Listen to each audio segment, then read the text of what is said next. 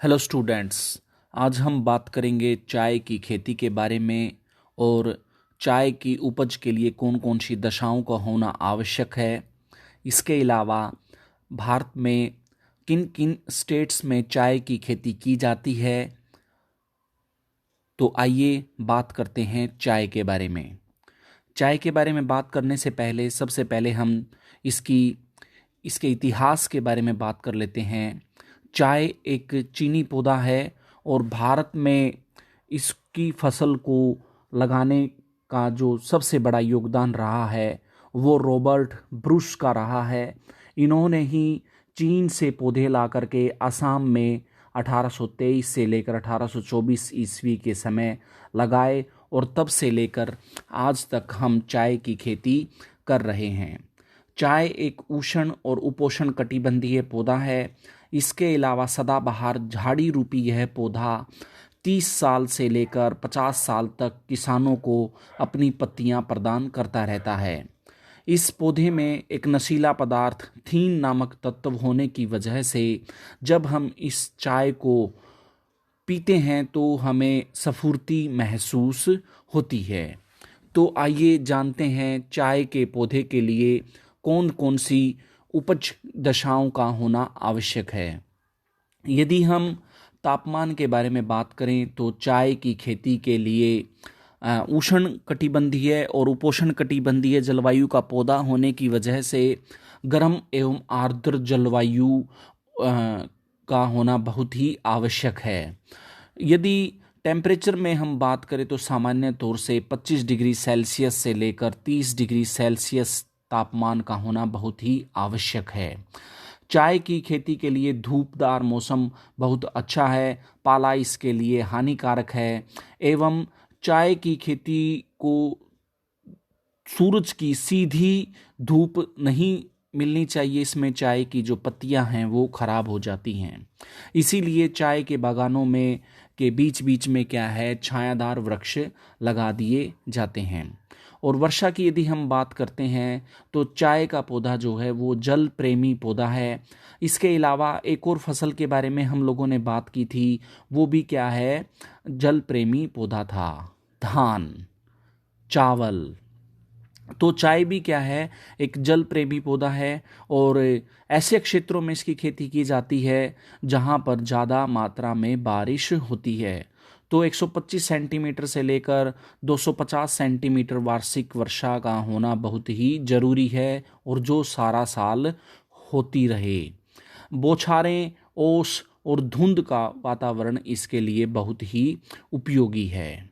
यदि हम चाय की खेती में मिट्टी की बात करते हैं तो गहरी सुप्रवाहित और उपजाऊ मिट्टी का होना बहुत ही आवश्यक है, क्योंकि चाय की जो झाड़ी है वो एक लंबे समय तक के लिए खेत में खड़ी रहती है और इतने लंबे समय तक जब झाड़ी एक ही स्थान पर लगी रहती है तो मिट्टी की उपजाऊ शक्ति को कमज़ोर कर देती है और इसलिए मिट्टी में फास्फोरस, पोटास, लोहांश, जीवांश पर्याप्त मात्रा में होनी चाहिए।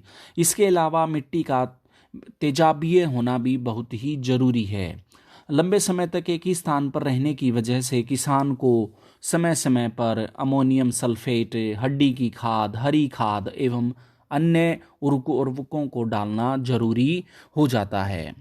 यदि हम धरातल के बारे में बात करें चाय की खेती के लिए तो आप देख रहे हो ये जितने भी खेत दिखा रखे हैं ये सभी पहाड़ी क्षेत्रों में सीढ़ी नुमा खेत हैं जिन पर चाय के बागान लगाए जाते हैं। और ये जो धरातल है या फिर हम कहें ये जो खेत हैं ये सीढ़ी नुमा खेत ढलान रूपी सीढ़ी नुमा खेत हैं, क्योंकि ऐसे क्षेत्रों में बारिश बड़ी मात्रा में होती है और चाय का पौधा भी क्या है, एक जल प्रेमी पौधा है, लेकिन यदि इसकी झाड़ियों की जड़ों में ज़्यादा देर तक पानी खड़ा रहता है तो ये झाड़ी गलना स्टार्ट कर देती है। इसी वजह से ये जो सीढ़ी नुमा खेत हैं इनका ढलान रूपी होना बहुत ही ज़रूरी है। भारत में 1800 मीटर से लेकर 2000 मीटर की ऊंचाई तक सामान्य तौर से इसकी खेती ली जाती है। और यदि हम श्रम की बात करें, मेहनत की बात करें, तो इसमें मानवीय श्रम की हमें आवश्यकता पड़ती है और ये मानवीय श्रम सस्ता एवं कुशल होना चाहिए। तो महिलाओं की भूमिका इसमें सबसे अधिक रहती है। महिलाएं पत्तियों को, आप इस इमेज में देख रहे हो कि महिलाएं जो हैं पत्तियों को किस प्रकार से चुन रही हैं और इनके पीछे बंधी हुई टोकरियों में इन पत्तियों को डालती हैं। तो ये कैसा श्रम है? ये एक सस्ता और कुशल श्रम है। ठीक है, सस्ता और कुशल श्रम क्यों जरूरी है?